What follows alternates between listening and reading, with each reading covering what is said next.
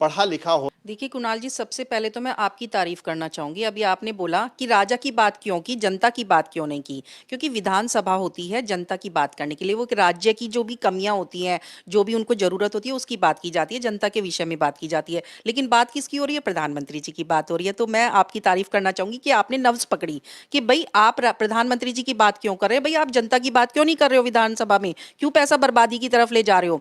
Secondly, अभी इनके प्रवक्ता बोल रहे थे हम तो फर्स्ट नंबर पर अर्थव्यवस्था देखने चाहते हैं। लेकिन एक बात और भी मैं कहूंगा कि लोकसभा में भी जनता का ही पैसा लगता है, और इस पूरा जो अभी पिछला बजट सत्र गया है वो बिल्कुल सिर्फ और सिर्फ खत्म हो गया। तो जब आप उनको घेरते हो तो कहीं ना कहीं आप पर भी उंगली उठेगी कि आखिरकार विधानसभा का तो चलिए पैसा और समय नष्ट हो रहा है, लोकसभा का पैसा और समय भी तो नष्ट हो रहा है। देखिए कुणाल जी, आप समझिए कि गलती कहाँ होती है। जो विपक्षी पार्टियां थी वो चाहती नहीं थी कि कोई मुद्दे पास हो, वो चाहती नहीं थी कि सदन हो। क्योंकि सब नेता तो अपने अपने लेकर आते थे जो भी उनके सुझाव होते थे अपने क्षेत्रों को लेकर, लेकिन वो पढ़ने ही नहीं दिया जाता था। क्योंकि उनको अडानी का मामला याद आ जाता था, उनको अंबानी का मामला याद आ जाता था, और वो प्ले कार्ड खेलना शुरू कर देते थे। वो जो अपनी असभ्यता था वो दिखाना शुरू कर देते थे, तो वो सदन बंद करना पड़ जाता था।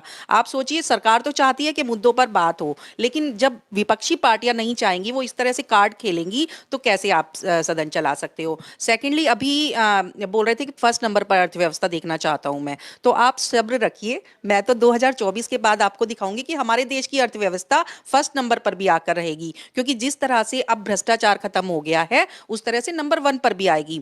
अभी आपने भी बोला कि कैसे अरविंद केजरीवाल जी को वोट मिल जाते हैं। इसका एक बहुत बड़ा रीजन है। देखिए, 70 साल से कांग्रेस की सरकार रही, कांग्रेस से लोग ऊब चुके थे, उसके भ्रष्टाचार को देख देख कर लोग परेशान हो चुके थे। उसके बाद पब्लिक को लगा कि ये एक विकल्प है, हो सकता है हम इसको चुने तो हमारा कुछ भला होगा।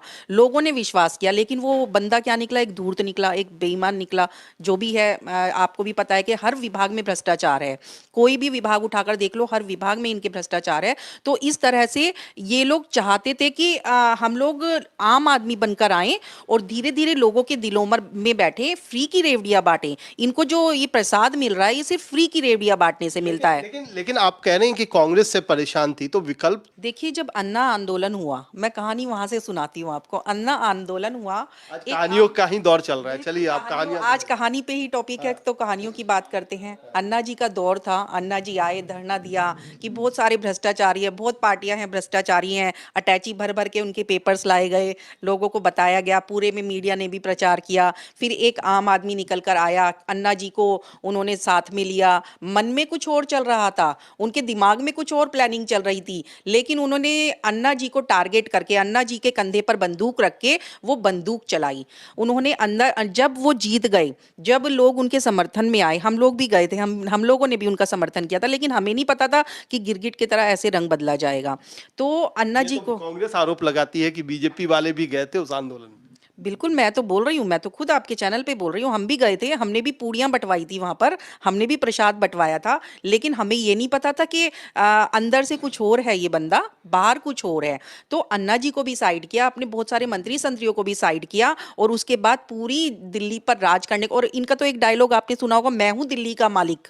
तो इनके अंदर इतना अहम आ गया है, इतना घमंड आ गया है अपनी पढ़ाई को लेके, अपनी बातों को लेकर, कि मैं दिल्ली का मालिक हूँ। भाई, आप दिल्ली के मालिक नहीं हो, आप दिल्ली के सेवक हो। लोगों ने आपको इसलिए चुना था कि आप दिल्ली की जनता की सेवा कर सको, लेकिन आप उस पर खरे नहीं उतरे। आपने अपने बच्चों की कसम खाई थी कि मैं बंगला नहीं लूंगा, मैं गाड़ी नहीं लूंगा, मैं वैगनार में ही चलूंगा, लेकिन आपने अपने बच्चों की कसम भी ताक पर रख दी। उसको सत्ता पाने के लिए, अपने बंगला पाने के लिए, अपनी गाड़ी पाने के लिए आपने कुछ भी तो नहीं छोड़ा, कोई नैतिकता तो नहीं छोड़ी आपने। अगर आप में कुछ नैतिकता होती तो आप बहुत कुछ अच्छा कर रहे होते, लोगों ने आप पे विश्वास किया था, लोगों ने आपको समर्थन दिया था। लेकिन आपने वो सत्ता की कुर्सी, इन्होंने खुद बोला है कि जो भी इस कुर्सी पर बैठता है, सीएम की कुर्सी पर बैठता है, वो ही भ्रष्टाचारी हो जाता है। तो इन्होंने, इनका डायलॉग इन्होंने खुद अपने ऊपर अपना लिया। जब ये कुर्सी पर बैठे तो ये भी भ्रष्टाचारी हो गए। अब ये इनसे सवाल मैं एक ले लेता हूं।